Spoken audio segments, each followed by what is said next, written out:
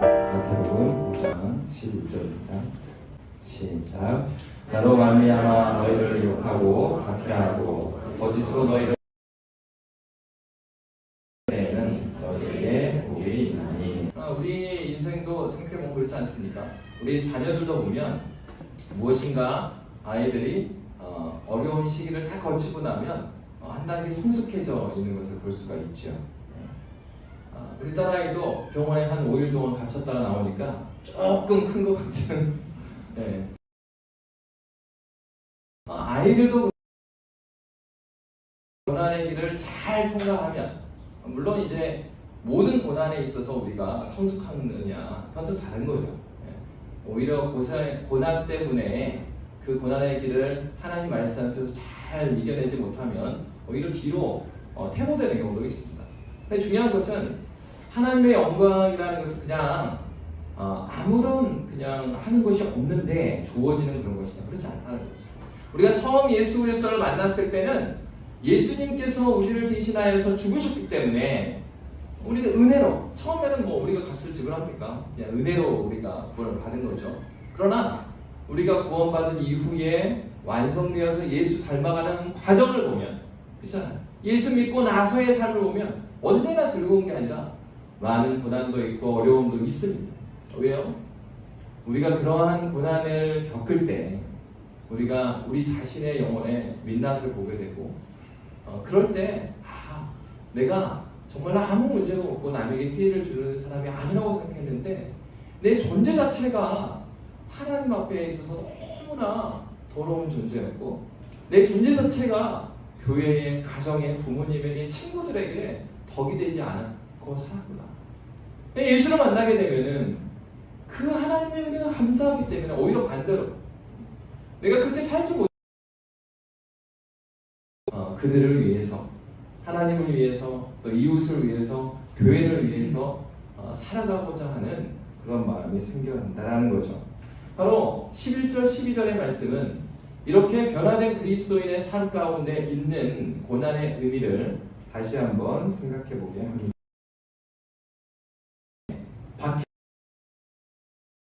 하나님 나라의 세상에서 수밖에 없어요. 그러니까 이 말은 의를 추구하는, 사회적인 의를 추구하는 데 있어서 그 원인이 같다는 얘기가 아니라 그리스도인이기 때문에 사회적 불의에 더욱더 아주 민감하게 반응해야 된다는 거죠. 그러니까 반응할 수밖에 없다는 거죠.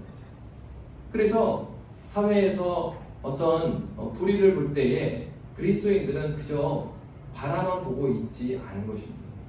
한국교회의 초대 역사를 보면 이 일제강점기 때에 나라의 독립을 위하여서 헌신했던 그 중심에 기독교인들이 있었어요. 그런데 여러분, 지금 생각하면 기독교인들을 이야기하면은 한국에서 굉장히 많은 그 인구를 차지하잖아요. 근데 선교 초기에 20세기 초에는 기독교인들이 극히 소수였습니다. 10%도 되지 않은 인구였죠. 예수 믿는 사람들이. 그런데 독립선언문을 읽었던 사람들의 33인 중에 거의 70% 가까이가 기독교인이었습니다. 그러니까 참으로 어떤 일이 있었어요? 독립선언문을 읽기 전에 한국교회에는 어떤 일이 있었습니까? 한국교회에 큰 평양대부흥, 원산대부흥 큰 부흥이 있었고, 그러면서 많은 그리스도인들이 생겨나게 됩니다.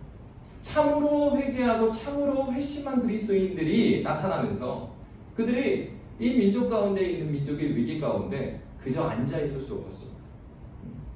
그것은 그저 어떤 사회적 운동으로서 또 정치인으로서 했던 것이 아니죠. 선교를 했던 선교사님들도 초창기에는 선교사님들의 시각이, 조선인을 보는 시각이 일본인의 시각으로 봤습니다.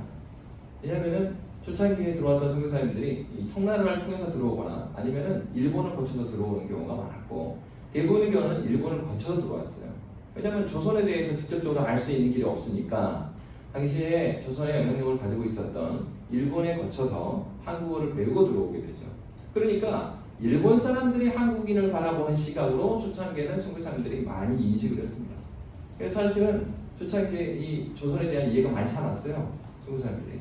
그래서 선교사님들도 굉장히 이 조선 사람들에 대해서 이렇게 하대하는 것이 있었습니다.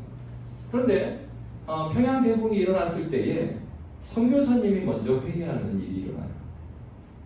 장대원 교회에서 이 집회가 이루어지면서 말씀을 전하고 그때에 길선주 목사님을 비롯해서 한 명 한 명이 회개해 나가는데 선교사님도 그때 앞에 서가지고 백인이 조선시대 앞에 나가서 눈물을 흘려서 회개합니다.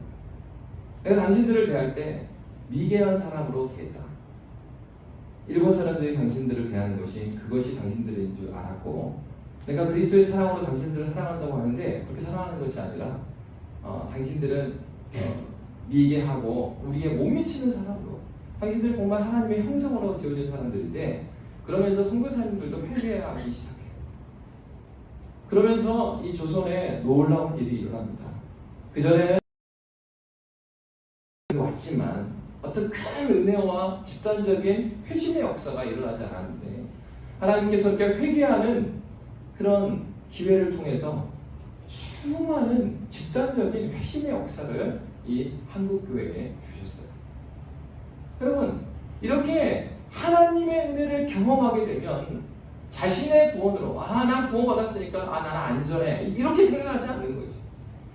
은혜를 받았으면 어떻게 됩니까? 자신 내면에 이루어진 하나님 나라뿐만 아니라 자신이 서 있는 삶의 현장 가운데 이루어지지 않은 하나님 나라의 질서에 대한 간절한 마음이 생깁니다. 자신의 인생에서라도 이건 아니지 않는가. 3.1운동이 일어나자 조선 사람들 굉장히 순진했죠. 이 품에 태극기를 안고 집단적으로 항거를 하면 무력 시위가 아니었잖아요. 그렇게 하면은 이게 받아들여질 것이라고 생각했지만 수많은 사람들이 총에 맞아 다 죽어나가잖아요. 그것을 보면서 이 선교사님들이 일제히 그때부터는 일본에 동조할 수가 없었어요.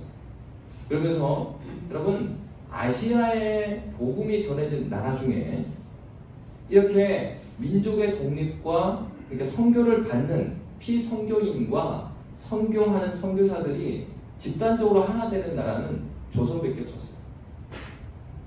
청나라 생각해 보시죠. 인도 생각해 보시죠. 다 기독교가 갈 때 제국주의의 침략자로 들어갔어요. 아니, 조선은 그렇지 않아요. 그리고 3.1운동을 보면서 수많은 선교사들이 더 이상 이 일본이 하는 것들을 가만둘 수 없다. 이곳에 있는 조선인들을 위해서 우리가 싸워야 되겠다. 수많은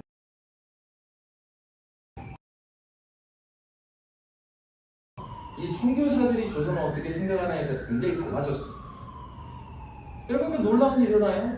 선교를 했던 선교사와 선교를 받았던 그들이 회개하면서 그리고 이 땅에 복음의 회복을 위하여서 그리고 교회에 온전히 서는 것을 위해서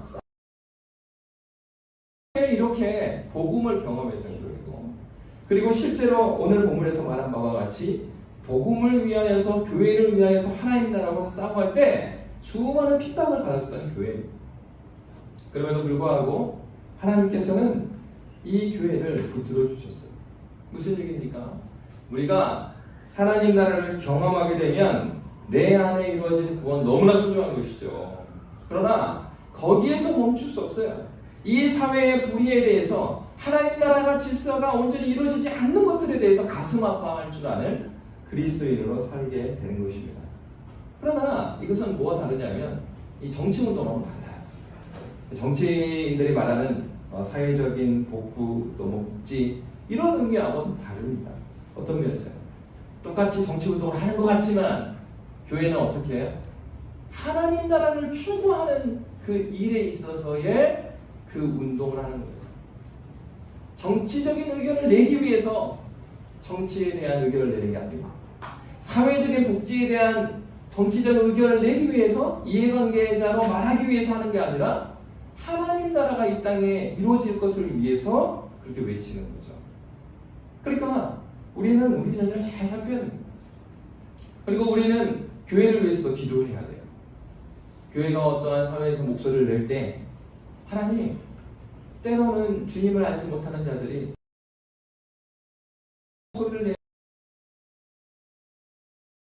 왜요? 우리가 무슨 교회가 이익을 얻자고 그런 소리를 내는 게 아니잖아요. 교회가 그런 것을 외칠 때는 하나님께서 이 마음에 이루어주신 하나님 나라가 나의 삶의 현장에도 하나님께서 시공간을 통해서 하나님의 구속의 역사를 속에도 하나님 나를 삶은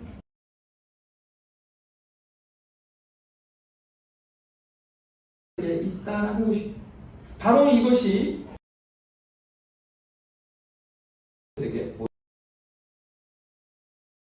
그래서 오늘 예수님께서 어떻게 말씀하셨습니까? 오늘 본문을 다시 한번 함께 읽어볼까요? 마태복음 5장 11절 함께 읽도록 하겠습니다. 시작. 나로 말미암아 너희를 욕하고 박해하고 거짓으로 너희를 거슬러 모든 악한 말을 할 때에는 너희에게 여러분 모든 고생의 고난은 아닙니다. 나로 말미암지 않은 고난이 있어요. 이렇게 일을 하는데 맨 잘못 일을 그러면서 오는 고난, 사실은 십자가 때문에 오는 고난이 아니고요, 자기가 잘못해서 지금 혼나고 있는 거예요. 그냥 어떤 분들은 자신이 그걸 잘못하고 있는데 이게 핍박을 받는 것처럼 오해를 하는데 그런 것은 성경에서 말하는 박해가 나로 말미암는 박해라고 했어요. 이 특징적인 것은 예수님께서 어떻게 말씀하셨냐면 나로 말미암아 너희를 욕하고 이렇게 말했습니다. 이렇게 말하지 않았어요. 복음을 전하다가 박해를 받으면 복이 있다. 이렇게도 말씀하지 않았어요. 이게 굉장히 인상적인 겁니다. 복음을 전하다가 박해를 받는다 이렇게 말하지 않고요. 나로 말미암아 너희를 욕하고 박해하고 이렇게 말씀하셨어요. 예수로 말미암는 것 그렇지 않는가예요. 단순히 전도했는가 안 했는가의 문제가 아니에요. 이거 무슨 말인지 알겠어요? 복음을 전하고 말씀을 들으니까 은혜 받으면서 어떻게 합니까? 복음을 전하기 너무나 귀중한 것입니다. 우리 입술로 예수 그리스도가 나를 위해서 죽으시고 다시 살아나셨습니다. 당신을 위해서 죽고 다시 살아나셨습니다. 이렇게 증거하는 거 너무나 귀한 일입니다. 그러나 예수님께서는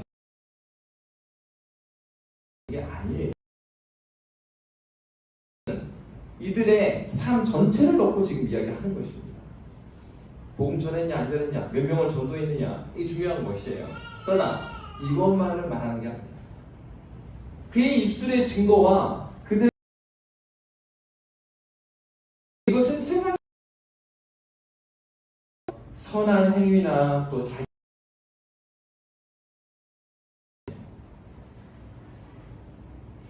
슈발츠 박사 같은 경우에는 예수님의 끼에서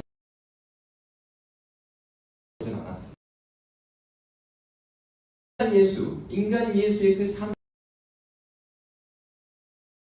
소외된 자를 위한 삶이었고, 의 삶과 소외 아프리카로 간 것입니다. 주 나의 하나님으로 모셨기 때문에 한 것은 아니에요. 여러분 그렇기 때문에 이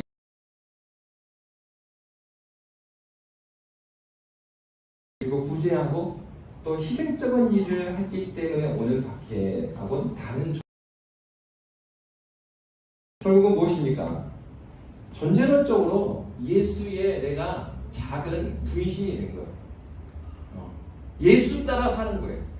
그냥 복음을 전에 전도했느냐 안 했느냐 이런 문제가 아니에요. 항상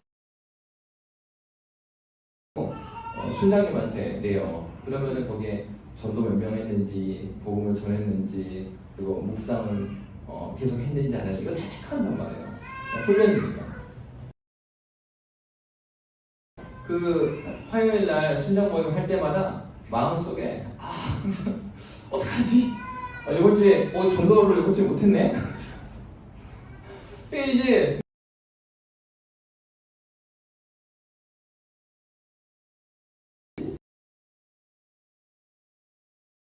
큐티 몇 번이었지?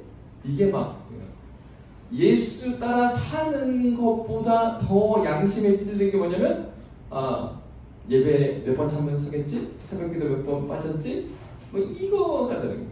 이걸 뭐라고 하냐면 신율법주의예요. 여러분 형식이 중요하지 않은 건 아닙니다. 형식 중요해요. 왜냐하면 사람이라는 존재는 형식이 없으면 좀 흐트러지기 때문에 그래요. 그렇기 때문에 여러분 그 인간의 행동에 대한 연구, 일반 연구에서 그러잖아요. 행동주의적 관점에서는 인간이 행동하는 것은 그를 행동하게 해서 생각이 바뀌는 것이다. 그렇게 생각하는 행동주의적 접근이 있죠. 또 주지주의적인 접근은 그렇잖아요. 알게 되면 행동한다 이렇게 보는 데가 있고 또한 통합적으로 보는 경우도 있어요. 그런 것도 있고 또 행동이 먼저 해서 바뀌는 경우도 있다 이렇게 보는 것도 있는데 여러분 그러니까 어떻게 살아가는 것입니까? 내가 삶의 존재 자체가 예수를 닮아서 예수 아니면 그렇게 살 수 없는 양심적인 근본적인 변화가 있어서 오는 문제를 말하는 거예요. 여기서 말하는 박해라는 거예요. 여기서 말하는 고난이라는 거예요.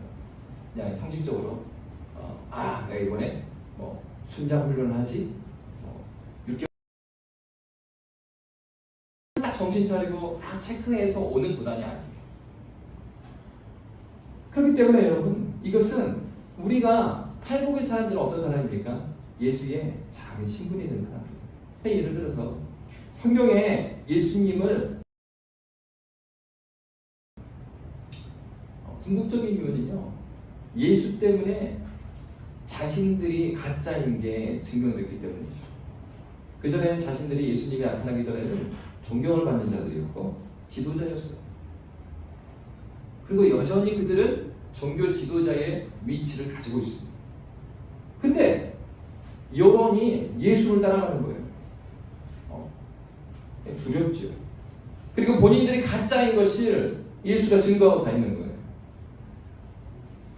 예수의 증거뿐이 아니라 예수의 삶 자체가 자신들의 가짜임을 드러낸다는 거죠. 몇 주 전에 말씀드린 바와 같이 소크라테스라는 사람이 있어요. 이 사람은 굉장히 똑똑했어요. 소크라테스만큼 똑똑했어요. 그 삶이 방탕한 사람이었죠. 그게 말씀드렸잖아요. 근데 이 친구가 소크라테스를 싫어하는 이유를 나는 네가 정말 싫다. 왜냐하면 너하고 함께 있으면 내 자신이 누구인지를 인식하게 되기 때문이다. 그러니까 신자가 이 세상에서 받는 박해라는 것은 다른 박해가 아니라 그 신자가 예수 닮아 살기 때문에 참 인간이 누구인지가 그 친구 때문에 깨닫게 되는 거예요. 그럼 여러분 반대로 우리가 신자임에도 불구하고 주님을 알지 못하는데도 내가 거짓된 인간임을 깨닫게 해주는 불신자 앞에 서 있다면 얼마나 부끄러운 삶을 살겠어요. 오늘날 한국교회가 욕을 먹는 건 바로 이것 때문에 그래요. 주님을 알지 못하는 사람들이 보기에도 교회는 하나의 그냥 이익 집단인 거예요. 사회의 약자와 그리고 연약한 자들이 본인들이 교회를 안 다녀도 예수는 그들과 함께 있는데 교회가 누구와 함께해요? 권력자들과 함께하고 그리고 있는 자들 편에 서 있고 그것이 복음이라면 믿지 않는 사람들 내가 왜 예수를 믿냐? 교회는 예수의 정신 때문에 예수를 믿기 때문에 우리 안에 예수로 말미암아 이루어지는 하나님 나라의 풍성함 때문에 어떤 마음이 듭니까?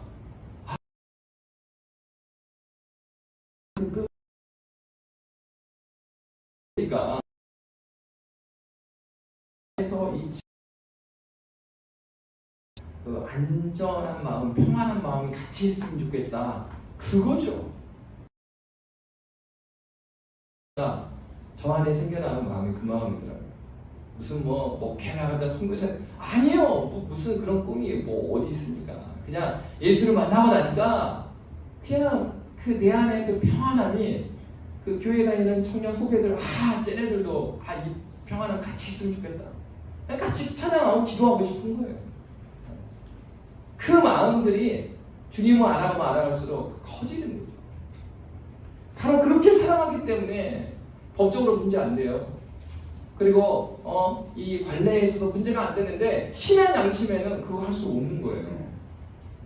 그런 일로 인하여서 고난을 받는 사람들. 그 사람들이 그리스도인이죠. 세례 요한은 어땠습니까? 세례 요한은 용기 있는 사람이었죠.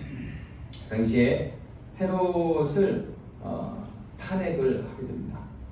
헤롯은 굉장히 헤롯 가문 자체가 굉장히 문란한 가문이었어요. 그래서 헤롯은 세례 요한을 죽였던 헤롯은 동생의 아내 헤로디아를 취하여가지고 그렇게 인류를 어기는 그런 일들을 해왔죠. 이 세례 요한이 직언을 하는 거예요. 그거는 죄악이다. 그러니까 여러분, 이 세례 요한을 가장 싫어하는 사람이 누구겠어요? 헤롯보다 세례 요한을 더 싫어하는 사람은 헤로디아. 저놈 때문에 내가 욕먹고 있다 이거예요. 그래서 여러분, 헤롯은요, 근데 요한을 못 죽였죠. 왜냐하면 세례 요한의 말을 하나님의 말씀으로 들었기 때문에, 백성들이 무서웠기 때문에. 또 한편으로 성경의 증거를 보면은 헤롯 자신도 양심의 가책을 느꼈어요. 세례 요한이 말씀을 증거하면.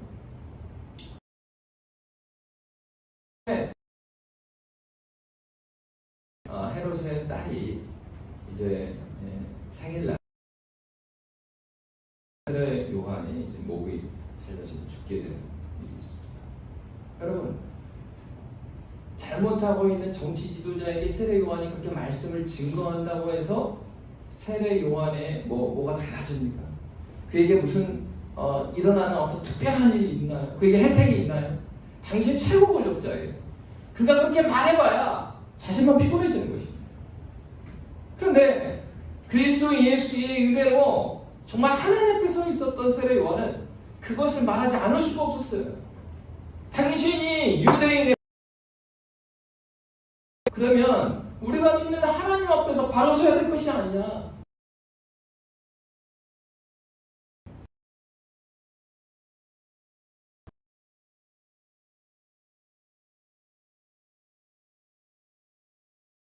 하나님께서 여러분에게 보내주신 그 자리에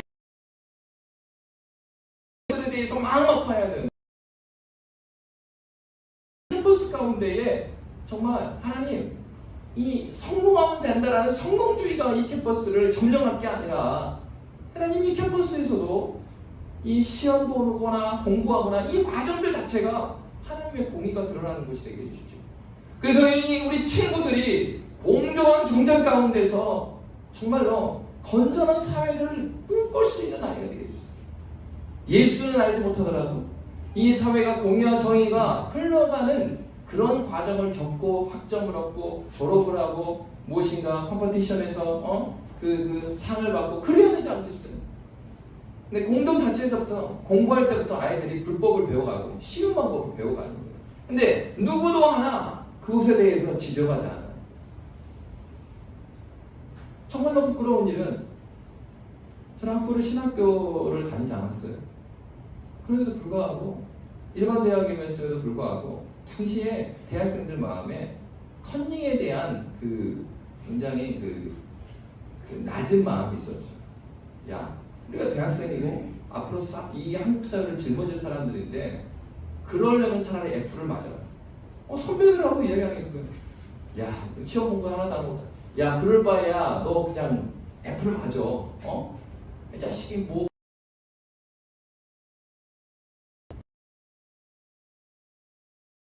생각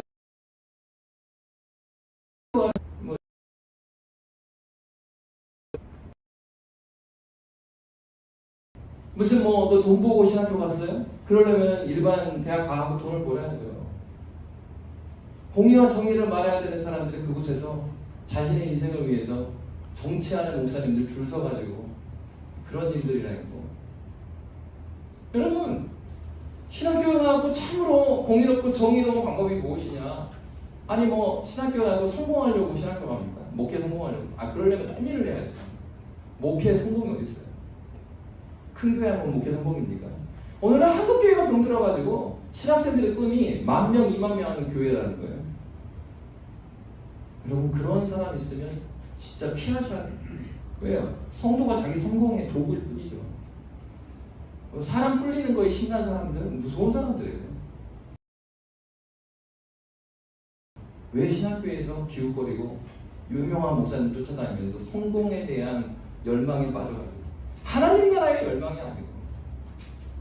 여러분, 그리스도인들은 하나님 앞에서 이루어진 하나님의 질서가 아니기 때문에 동조하지 않는 거예요. 법적으로 문제가 없어도 내 신앙 양심이 아니면 안 서는 거예요. 발을 들이지 않는 거예요. 방법을 몰라서 안 합니까? 해보면 되죠. 그러나 그리스도인들이 금을 넘어도 되는 선이 있고 넘지 말아야 될 선이 있어요.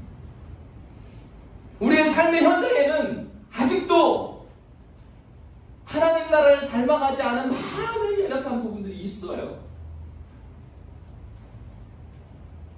사단은 우리로 하여금 정신없는 세상을 살게 함으로써 일어날 하나님 나라의 비전을 잃어버리도록 합니다. 이런 얘기를 하게 되면 어떻게 됩니까? 아, 너 정말 배부른 소리 하는구나. 네가 아직 신입사원이어갖고 아직 몰라서 그러는데, 야 임마, 그렇게 해갖고 사회가 돌아가는 거야. 그렇게 해갖고 비즈니스가 가는 거야. 아, 이제 철없는 자식처럼 언제 정신을 차릴까? 아니요. 신자는요, 망하더라도 그렇게 사는 게 신자예요.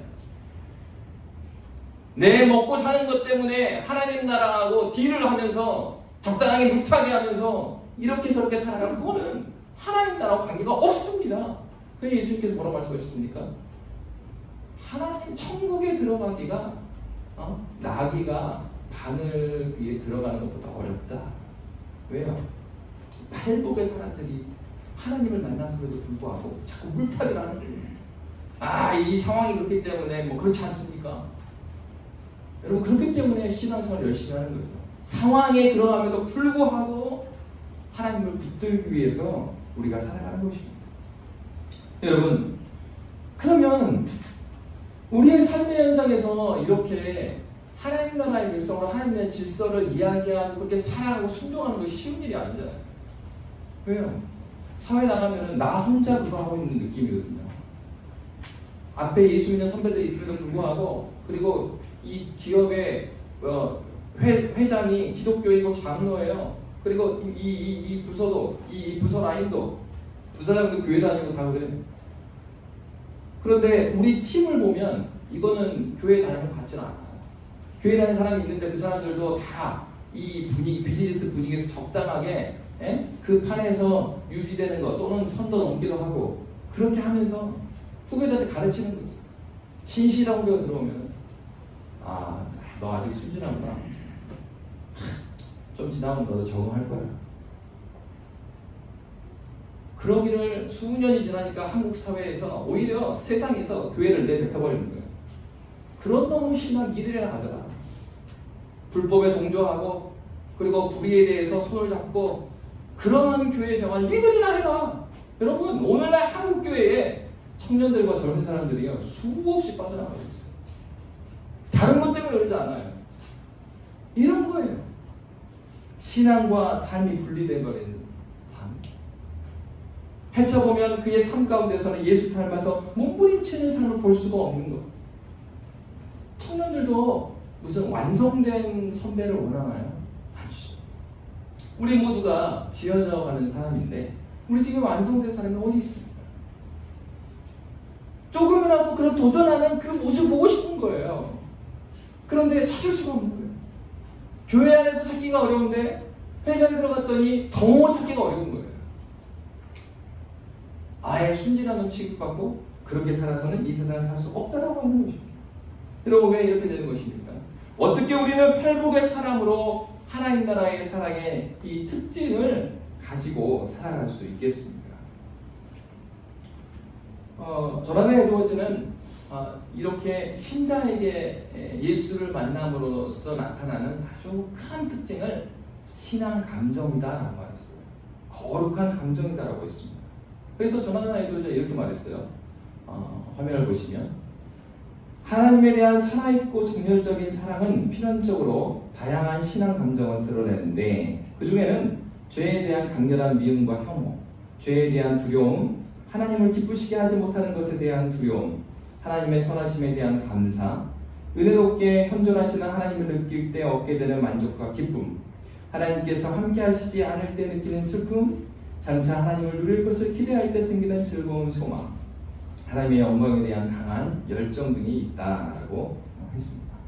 여러분, 성경에서는 하나님 나라 백성들의 특징을 여러 군데서 말하고 있는데, 특별히 우리가 지금 팔복의 말씀을 보는 것처럼 마태복음의 5장에 팔복에 나와 있는 이 특성들, 우리가 살펴봤던 심령이 가난한 자, 애통한 자, 온유한 자, 의에 줄이고 목마른 자, 긍휼히 여기는 자, 마음이 청결한 자, 화평케 하는 자, 의를 위하여 핍박받는 이 모든 것들이 바로 이렇게 거룩한, 예수로 말미암아 생겨난 거룩한 감정, 또 이 거룩한 감정이 만들어낸 그 결과 때문에 일어납니다. 여러분, 이러한 거룩한 감정은 하나님의 말씀을 들으면서 저에게는 하나님의 은혜가 필요합니다. 하나님이 없으면은 저는 아무것도 아닙니다.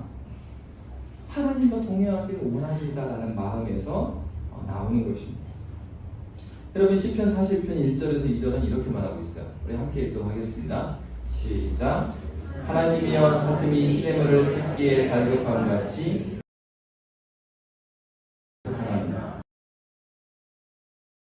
하나님을 갈망하니 내가 어느 때에 나아가서 하나님의 얼굴을 배울까? 어떻게 말하고 있습니까? 그러니까 여러분, 한편으로 우리가 알 수 있는 건 뭐냐면, 사람이냐 아니냐는요, 내가 갈망하는 바가 뭐냐는 것을 보시면 알 수 있어요. 여러분이 갈망하는 바가 무엇입니까? 카톡에 보니까 막 그러더라고요. 한국 사람들 중에 하늘문이 언제 열릴까? 하늘문 열려서 비가 계속 오고 있는데 하늘문 언제 열릴까? 우리의 소망은 하늘문, 뭐 그러면서 한국 언제? 맞습니다. 저도 답답해요. 저도 이렇게 이런 것들이 막혀 있는데 누가 안 답답하겠어요. 근데 이제 그런 거죠. 그러니까 지속적으로 그가 내가 갈망하고 있는 바가 뭐냐? 그 갈망을 표현하는데 어떻게 표현했습니까? 사슴이 시냇물을 찾기에 갈급함 같이. 그러니까 사막에서 짝짓기 시절이 되면은 사슴이 이렇게 짝짓기를 하고 할 때에 엄청난 탄 갈증이 일어난다고 그러잖아요. 그러고 나면은 어떻게 돼요? 이 사막에서 그렇게 짝짓기를 하고 나서 이 목마름 때문에 사슴이 죽는 거예요. 그때 이제 사슴이 물을 찾는 듯한 그런 갈증이 우리 가운데 이나 하나님 나라의 그리고 이 사회에 이루어지지 않은 하나님 나라의 불의를 보면서, 하나님, 우리나라는 지금 이렇게 있는데 하나님께서 변화시킬 소망을 바라봅니다. 우리 가정은 이렇게 서 있는데 하나님, 이 가정 가운데 하나님 나라의 의와 질서 가운데 서기를 소망합니다. 우리 회사가 하나님의 질서 가운데 서기를 소망합니다. 이런 끊임없는, 근데 중요한 건 이러한 거룩한 감정은 그냥 자 합시다 구호 부르고 뭐 해서 되는 게 아니에요.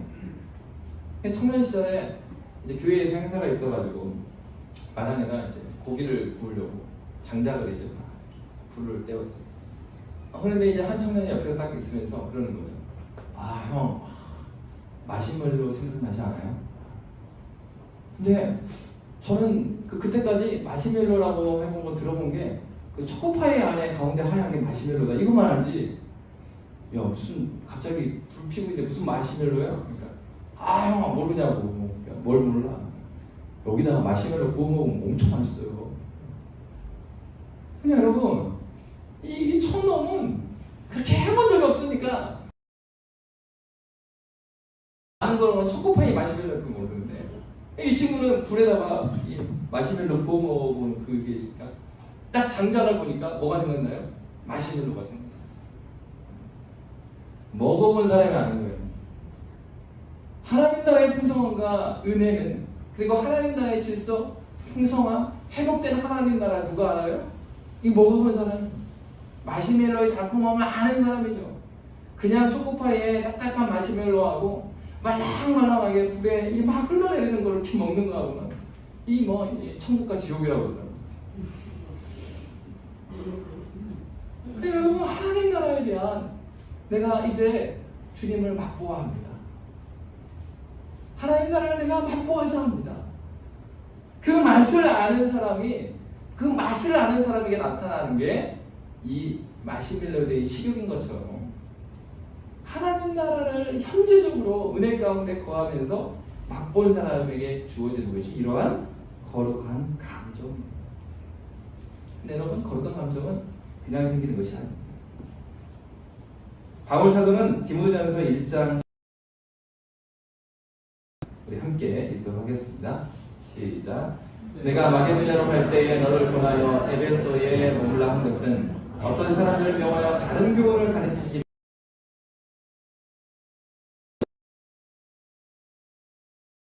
하나님의 경륜을 이룸보다 도리어 별로 청결한 마음과 선한 양심과 거짓이 없는 믿음에서 나오는 사랑이거든. 여러분, 여기서 뭐라고 하고 있냐면, 이러한 맛을 느끼게 하기 위해서는요, 이 바울 사도가 다른 교훈을 가르치지 말며 신화와 끝없는 족보에 몰두하지 말게 했다라고 하고 있습니다. 그러니까 이런 맛을 경험하려고 그러면요, 이 복음의 본질이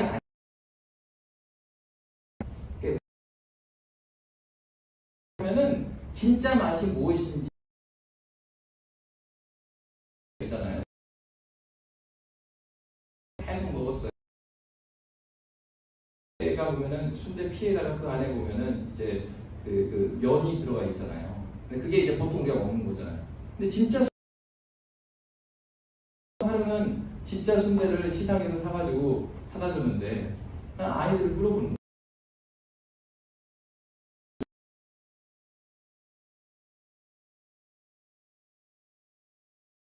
어제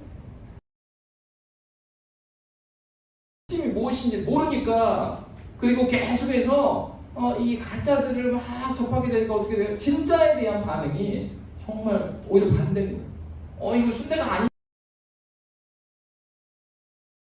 순대 떠오르면 그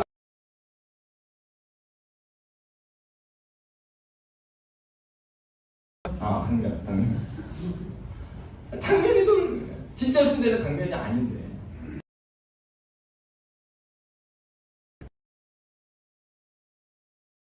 에서 거짓 없는 믿음.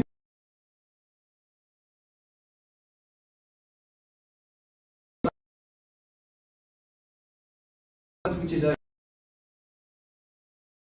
말씀. 누가복음 24장 27절 시작. 이에 모세와 모든 선자의 글로 시작하여 모든 성경에 쓴 바 자기에 관한 것을 자세히 설명하시니, 이 말씀을 하기 전까지 엠마오로 가는 두 제자는 예수님, 부활하신 예수 깨닫게 돼요. 이 말씀을 증거. 글이 무슨 얘기가 있어요? 성경을 강해. 성경이 쭉 말씀해 주신 거예요. 그러고 나니까 그들이 그래서 그것을 회고. 32절 말씀에 보면 우리 함께 읽겠습니다. 시작. 그들이 서로 말하되 그에서 우리에게 말씀하시고 우리에게 성경을 풀어주실 때에 우리 속에서 마음이 뜨겁지 아니하더냐. 여러분, 예수를 예수로 깨닫게 되는 것은, 예수를 예수로 깨닫게 되고 예수로 말미암은 풍성함을 경험해야 거룩한 감정이 생기고, 그런 거룩한 감정이 있을 때 고난 앞에서 흔들리지 않고 꿋꿋이 걸어갈 수 있다고 했잖아요. 하나님 말씀을 풀어서 설명해 줄 때 그들의 마음에 거룩한 감정이 생겨나는 거예요. 열렬하게 어디 산에 올라갔기 때문에 거룩한 감정이 생기는 게 아니라 뭐라고 되어 있어요? 성경 말씀을 풀어주실 때에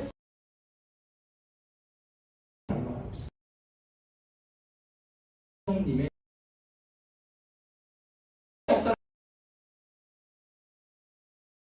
성령께서는 우리로 하여금 예수를 예수로 깨닫게 하시는 분입니다. 그러나 성령께서가 하나님의 말씀을 들리는 곳에 있어야 되는 거예요. 그래서 한국에 있을 때도 병실에 누워 계신 분이 있고 암으로 이렇게 있을 때 일부러 거기다가 라디오도 틀어놓고 있어요. 극동 방송이든지 아니면 설교를 틀어놓든지. 그래서 구역에서 돌아가면서 무단을 가서 찬양도 틀어놨다가 말씀도 틀어놨다. 왜요? 들으셔야죠. 들으셔야 되니까. 그리고 때로는 가족들하고 드리기도 하고 성령께서 어떻게 일하실지 몰라요. 어떤 사람에게는요 아주 놀랍게 아주 기적적인 체험으로 말씀을 깨닫게 해서 부르시는 사람이 있고요. 그 나니아 연대기를 썼던 C.S. 루이스 같은 경우는요 아무 일도 안 일어났어요. 기적적인 체험 아니요 그런 거 일어난 적 없어요. 그냥 동물로 가는 버스에서 이것이 아니구나. 그분이 계신 거야. 자연스럽게 그냥 깨닫게 됐어요. 그런 사람도 있어요. 대작을 쓰잖아요. 나니아 연대기 순전한 기독교. 어떤 사람에게는 이런 모양으로 저런 모양으로 나타나요. 동일한 모. 하나님께서는 주님의 말씀을 사용하셔서 우리를 변화시키시죠. 나에게 하나님의 의에 대한 갈망이 없다고 느껴지시면 방법은 분명합니다. 다른 것으로 막 물타기 하실 필요가 없어요. 하나님 말씀을 들으세요. 강설되어진 하나님 말씀. 오늘도 나를 사랑하셔서 이 교회에 인도하셨고 이 교회 가운데 하나님 말씀을 듣도록 나를 인도하신 하나님, 그 말씀을 들으세요. 그리고 하나님께서 나에게 주시는 말씀을 들으면서 하나님께서 내 마음을 뜨겁게 해주실 때에 그 말씀을 붙들고 기도하십시오. 그것이 살아계신 성령께서 오늘 우리에게, 나에게 역사하시는 일입니다. 바로 그렇게 마음을 뜨겁게 하신 그 말씀을 붙들고 살아가는 그 사람에게 이러한 삶, 하나님 나라의 질서에 순종하기 때문에 오는 그런 박해. 그럼에도 불구하고 그 박해 가운데에 세상은 알지 못하는 하나님 나라의 영광을 경험할 수 있도록 우리를 붙들어 주시는 것입니다. 하나님 나라는 무엇입니까? 하나님 나라는 주님과 함께함으로 하나님 나라의 질서가 이 시공간 안에 구체적으로 구현된 것이 하나님 나라예요. 교회는요, 교회는 바로 이러한 하나님 나라의 질서와 하나님의 의를 이루기 위해서 하나님께서 예수 그리스도의 구속을 통하여서 영적으로 변화된 신자를 통하여 그 하나님 나라가 이 땅에 구현되도록 세우신 이 땅의 기관입니다. 그러니까 우리의 소명은 무엇일까요? 우리의 부르심은 무엇일까요? 다른 데 있지 않습니다. 여러분의 삶의 현장에 있는 거예요. 그러나 여러분의 삶의 현장에서 그리스도인으로서의 그 기계, 그리고 그리스도의 믿음으로 살아가는 힘은 현장에서 나오지 않아요. 그것은 하나님의 말씀으로부터 나오는 것입니다. 히브리서서 4장 5절은 그래서 이렇게 말하고 있습니다. 그리고 함께 이 말씀 읽고 마치도록 하겠습니다. 함께 읽도록 하겠습니다. 시작. 하나님의 말씀과 기도로 거룩하여 지니라. 아멘. 여러분, 7월, 8월이 이제 오고 있고 우리가 함께 기도하기도 하였습니다. 자녀들의 회심에도 다른 데 오는 것이 아닙니다. 특별히 여러분, 목회자를 위해서 기도해야 될 이유가 무엇일까요? 한 명 한 명이 어떠하기 때문이 아니고요. 하나님께서 교회를 거룩하게 하시는 방식이 말씀과 기도이기 때문에 그래요. 왜 교사를 위해서 기도해야 될까요? 하나님의 말씀과 기도로 영혼들이 변화되는 통로로 하나님께서 그들을 사용하시기 때문이에요. 여러분, 함께 기도해야 합니다. 교회를 위해서 기도할 때 하나님, 설교자가 주의 말씀을 아주 선명하게 선포할 수 있도록 저들을 먼저 깊이 만나 주십시오라고 기도해 주셔야 돼요.